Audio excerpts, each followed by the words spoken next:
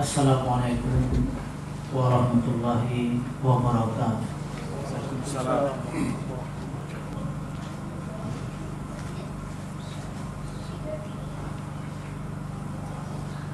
Alhamdulillah, nahmaduhu wa nasta'inu wa nastaghfiruh wa na'udzu billahi min shururi anfusina wa min sayyiati a'malina. May yahdihillahu fala mudilla lahu wa may yudlil fala hadiya lahu. Asyhadu an la ilaha illallah wahdahu la syarika lahu wa asyhadu anna Muhammadan abduhu wa rasuluhu la nabiyya ba'da. Allahumma shalli ala Muhammad wa ala alihi wa sahbihi ajma'in. Amma ba'du, fa ya ibadallah, ittaqullaha haqqa tuqatih wa la tamutunna illa wa antum muslimun. Hadirin jamaah salat Jumat rahimakumullah. Kalau ditanya kepada manusia apa tujuan mereka di dalam beramal pada Allah Subhanahu wa taala, maka hampir semua, kalau boleh dikatakan semua, mengatakan supaya di akhirat nanti mereka akan masuk surga.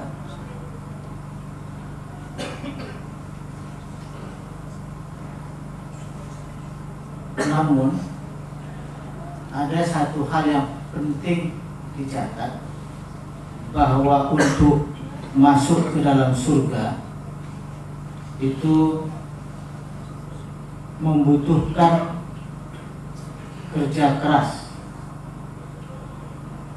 yang sangat luar biasa.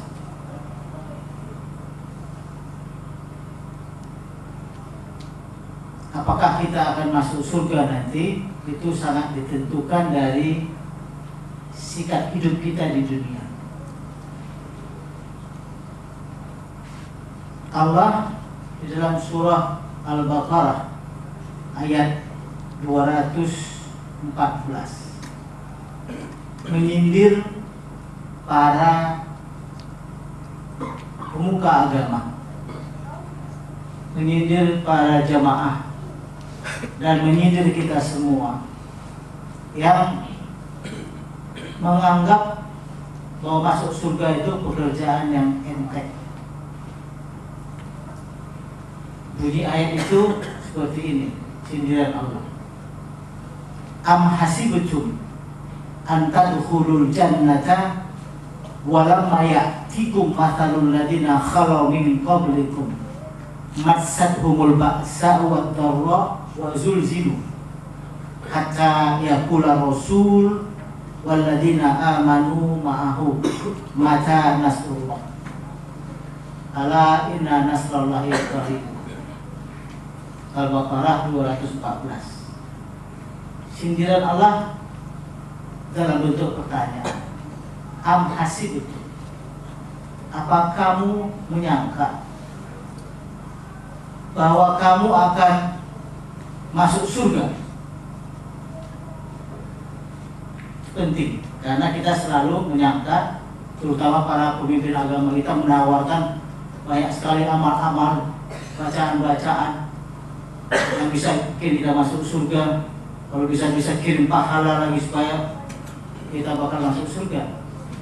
Allah bilang, am hasibtum an tadkhulul jannah, apa kamu menyangka kamu bakal masuk surga?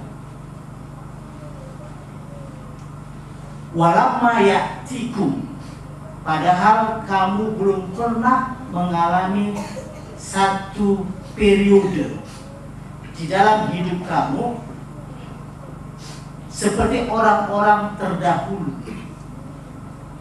yang mereka itu ditimpa oleh al-ba'sa ad-dharra. Dalam bahasa Al-Quran, al-ba'sa ad-dharra itu the ultimate suffering in the world. Itu kira-kira bahasa Inggris. Penderitaan yang memuncak di bumi. Kok cuma itu saja, mana ditambah lagi? wa zulzilu, dan hidup mereka diguncang habis-habisan. Kamu belum pernah mengalami kayak begitu. Kamu menyangka kamu mau masuk surga. Hatta yaqula rasul, sehingga rasul di situ artinya Nabi Muhammad SAW dan orang-orang yang beriman bersama rasul menyatakan, berdoa kepada Allah, mempertanyakan mata nasrullah, bilakah pertolongan Allah itu datang.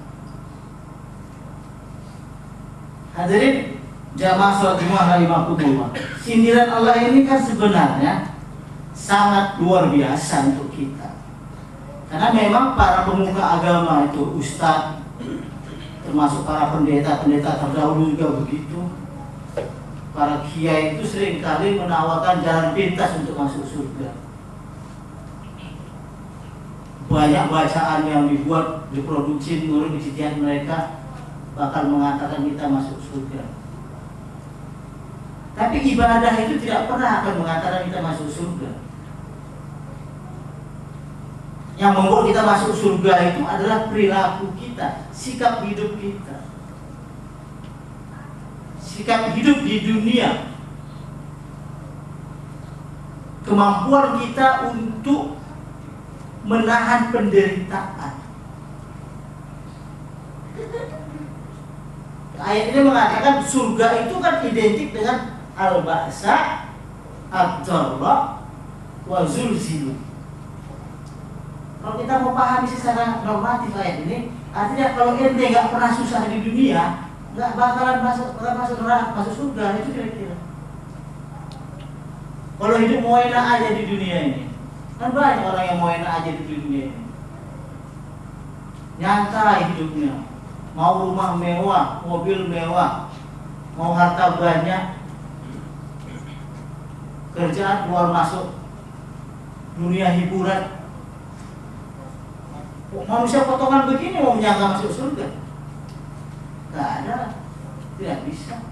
Para ustadz juga diberikan kepada ulama, wala tashtaru bi ayati samanan qalila. Itu pertama sekali puncaknya itu.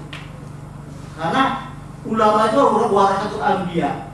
Jangan kamu jadi pelacur memperjualbelikan ayat Allah hanya demi harga yang murah. Kan itu di ayat. Jangan perjualbelikan ayat Allah dengan harga murah hanya karena ingin mendapat tempat di masyarakat. Mereka lebih suka masuk gedung, keluar gedung, melayani pejabat, melayani kaum birokrat, hanya untuk mendapatkan remah-remah kehidupan.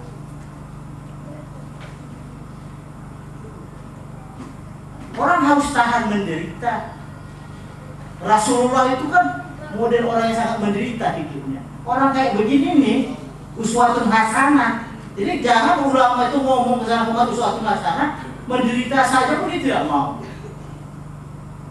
Mau jadi pengikut Nabi, mau seperti Rasul masuk surga, fight tidak mau, konflik tidak mau, bicara ayat yang pahit saja dia tidak mau, karena khawatir nanti dakwahnya tidak populer. Dipilihlah ayat-ayat yang enak-enak, hadis-hadis yang ringan-ringan kalau dia ceramah, supaya orang senang mendengar ceramahnya. Kan aneh itu. Kalau juru dakwah kerjanya menyenangkan jemaah, dan lebih aneh lagi jemaah kalau mendengar ceramah maunya enak-enak aja. Kan itu, kita ini manusia aneh yang dua-duanya sama. Kalau ceramah kayak gini masuk ke birokrasi tidak akan pernah diterima, enak dengan kuping. Kalau Rasulullah pilih enak dia berdakwah, dia nggak akan pernah mau ceramah kan dia. Karena begitu beliau ceramah mengatakan dia Rasulullah, dia dilempari batu, dia berdarah-darah, dia disingkirkan, diboikot, tidak makan. Maka Rasulullah pesan, kulil haqqa walau kana murran. Katakanlah yang benar itu walaupun pahit. Jadi hidup ini jangan mau cari selamat sendiri saja. Ada konflik, hindar. Ada kebenaran disembunyikan, dibungkus dengan kata-kata yang manis supaya kebenaran tidak kelihatan. Hanya supaya nanti kalau tak begini, periuk aku terbalik. Kalau tak begini, aku tak bisa promosi. Ada teman benar, teman salah, kita bela yang salah. Karena yang salah ini lebih menguntungkan daripada yang benar. Itu perilaku kita di mana-mana. Dapatkah ada bawa pulang uang 5 juta, 10 juta, 100 juta? Anda pikir Anda bisa masuk surga dengan model kayak begitu? Gak ada bakat seperti itu. Jangan percaya. Ada sumbangkan sebagian besar juga gak ada gunanya. Orang masuk surga itu orang yang betul-betul dipandang Allah khalisatan. Orangnya betul-betul terpilih dia. Mau dia berjuang, mau dia. Kebenaran itu kan ada saatnya kita harus membelanya. Kalau kita nggak sanggup membelanya dengan tindakan, kita bela dia dengan kata-kata. Kalau tak sanggup kita dengan kata-kata, kebenaran itu kita bela dengan hati. Ini yang tiga ini tidak kita pakai. Itu pula kita kemudian merasa mau masuk surga. Itu kan asumsi yang konyol sebenarnya. Walaupun sebagian nanti ada para mubalik kita yang mencoba mencari jalan keluarnya dengan cara yang tidak etis, selalu mengatakan masuk surga itu gampang dengan banyak macam-macam perbuatan. Jadi orang masuk surga itu adalah orang yang mau dia membela Allah, itu yang paling penting. Dimanapun dia berada, dia selalu mengatakan Allah itu yang benar. Dia yang benar. Gak peduli dia mau dunia ini terbaik, mau tidak terbaik, itu gak ada urusan. Karena itulah hadirin yang berbahagia, Allah mengatakan tiket surga itu dipegang Allah. Kalau masuk surga itu kayak tiket. Anda aja, kita aja kalau mau bioskop, mau kemana-mana, pakai tiketnya mahal lagi kan. Mulai 50.000 sampai sekian juta, tergantung apa yang mau kita tonton. Mau masuk gedung. Allah juga begitu. Allah pegang tiket surga. Tiket ini Allah jual kepada kita. Allah mau beli, kita mau jual, sama jual beli. Memang transaksi betul itu, transaksional itu. Memang ajaran Islam, ajaran Tuhan. Semuanya harus dengan jual beli. Di dunia ini nggak ada yang namanya gratisan. Minimal harga diri kita yang terbeli.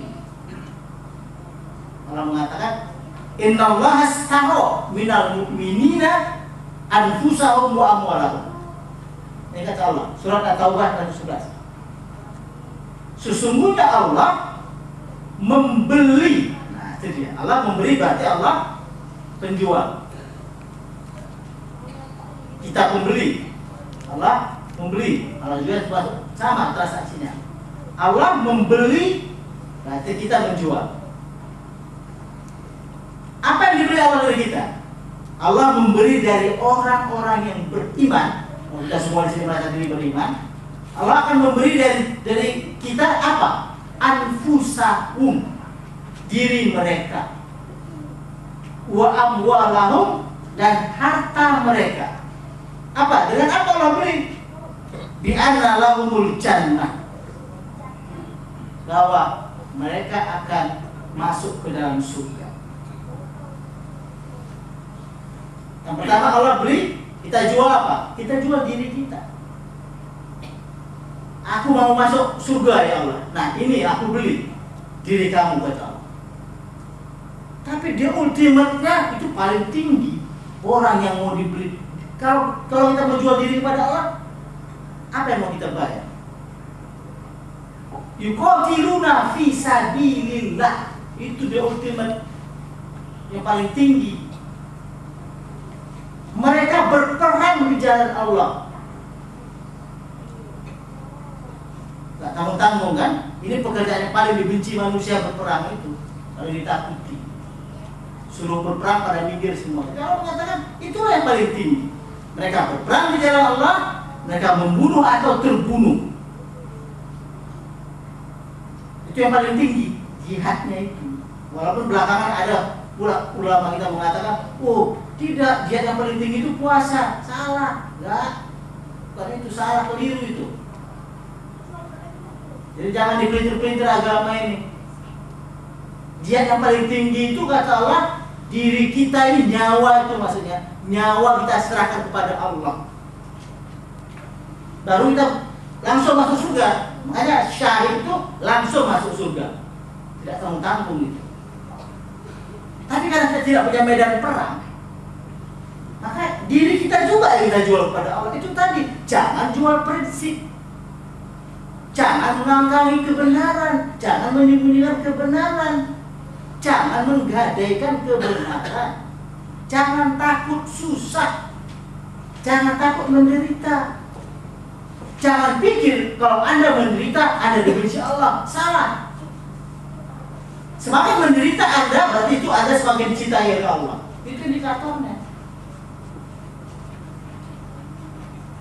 Ada beberapa orang yang mau coba muter balik konsep seperti ini. Dia pikir dengan membayar zakat, dengan ini itu dia mau jadi orang kaya lalu dia masuk surga. Nanti dulu. Itu baru periode kedua. Yang kedua baru kata Allah, wa amwalahum, harta mereka. Tapi diri dulu. Kamu jual diri dulu kepada aku, nih surga aku kasih. Yang kedua, kalau kamu tidak punya kalau kamu punya harta, silakan juga jual, bisa aku beli. Tapi persoalannya kan, kita harus tahu diri lah kira-kira. Cari harta itu kan payah. Ya, bisa kita, malu nggak kita menawarkan harta kita kepada Allah? Apa yang kita malukan? Kualitasnya. Betul nggak itu harta kita halal? Bisa nggak Anda jadi orang kaya di dunia ini kalau Anda bisa jamin Anda halal hartanya? Silakan, nggak apa-apa. Tapi Allah tahu susah. Karena kebanyakan orang jadi kaya karena culas. Makanya Allah Rasul mengatakan at-tajirul amin, pedagang yang jujur itu posisinya sama dengan Nabi di akhirat. Tapi mencari pedagang yang jujur, susah. Mencari orang kaya yang benar, itu susah, repot. Makanya nggak usah jadi orang kaya, hidup biasa-biasa saja. Yang penting diri kamu itu nomor satu, yang pertama diminta Allah, bukan harta. Harta nomor dua. Kalau Anda bisa jamin tiketnya, uangnya halal, masa Anda mau beli tiket surga dengan barang yang haram? Namanya Allah nggak tahu. Malu apa enggak? Ini pertanyaannya. Jadi mau berzakat seberapa banyak pun, kalau dari hulunya sudah haram, tetap aja haram semua. Jangan dipikir kalau hasil korupsi. Banyak orang kan money laundry kan, dia pikir uang itu bisa dia sterilkan. Bagi Allah, Allah tahu asalnya. Apapun yang dibuat boleh dikembangkan berapa kali mencuci. Sekarang money laundry, Allah itu tahu. Makanya repot kan nanti kalau kita bicara soal ini, karena nanti kita akan kena auditnya malaikat kan susah. Kalau bisa kita beli surga dengan harta yang tidak jelas halal haramnya. Tapi kalau memang bisa jamin bisa hartanya halal, bisa beli tiket surga.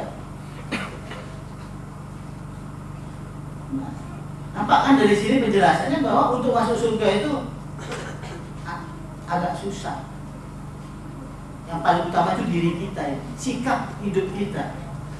Mau kita berjuang, mau kita menderita seperti Rasul Nabi Muhammad SAW dan orang yang sekitar beliau memperjuangkan agama Allah itu. Rasul ditawarkan apa? Tidak ditawarkan kepada beliau. Ditawarkan harta, ditawarkan perempuan paling cantik di negeri ini, ditawarkan posisi. Tapi Rasul jawab, no, bukan itu tujuan dia. Tujuan saya li'ilai kalimatillah, menegakkan kalimat Allah. Dan ini berlaku juga untuk kita semua. Di lapangan manapun, di dunia kerja kita, dimanapun kita berada, yang namanya kebenaran itu wajib kita bela. Meskipun kita harus menderita karenanya. Itu namanya kita baru bakat sebagai calon penghuni surga. Tapi kalau kita tidak punya bakat itu seperti itu, selalu mikirkan dan untung ruginya, maka sudahlah kita untuk terdaftar sebagai calon penghuni surga. Demikian tugas kita kali ini. Fakiru ya ulil albab. Barakallahu li wa lakum fil Qur'anil azim wa nafa'ani wa iyyakum bima fihi minal ayati Qadirul Hakim. Aqulu qawli hadza fastaghfiruh innahu huwal ghafurur rahim. Alhamdulillah alladzi arsala rasulahu bil huda wa dinil haqq liyuzhirahu 'ala ad-din kullihi walau karihal musyrikun. Asyhadu an la ilaha illallah wahdahu la syarika lah wa asyhadu anna Muhammadan abduhu wa rasuluhu la nabiyya ba'da. Allahumma shalli ala Muhammad wa ala alihi wa sahbihi ajma'in. Amma ba'du fa ya ibadallah ittaqullaha haqqa tuqatih wa la tamutunna illa wa antum muslimun. Innallaha wa malaikatahu yusholluna 'alan nabi ya ayyuhalladzina amanu shollu 'alaihi wa sallimu taslima. Allahumma shalli ala Muhammad wa ala ali Muhammad kama shallaita ala Ibrahim wa ala Ibrahim wa barik ala Muhammad wa ali Muhammad kama barakta ala Ibrahim wa ala Ibrahim innaka Hamidum Majid. Allahumma ighfir lil muslimina wal muslimat wal mu'minina wal mu'minat al ahya'i minhum amwat innaka sami'un qaribun mujibud da'wati al hajat. Rabbana zalamna anfusana wa illam taghfir lana wa tarhamna lanakunanna minal khasirin. Rabbana la tuzigh qulubana ba'da idh hadaitana wa hab lana min ladunka rahmatan innaka antal wahhab. Rabbana atina fid dunya hasanah wa fil akhirati hasanah wa qina adzabannar. Walhamdulillahirabbil alamin. Aqimus shalah. Allahu akbar, Allahu akbar.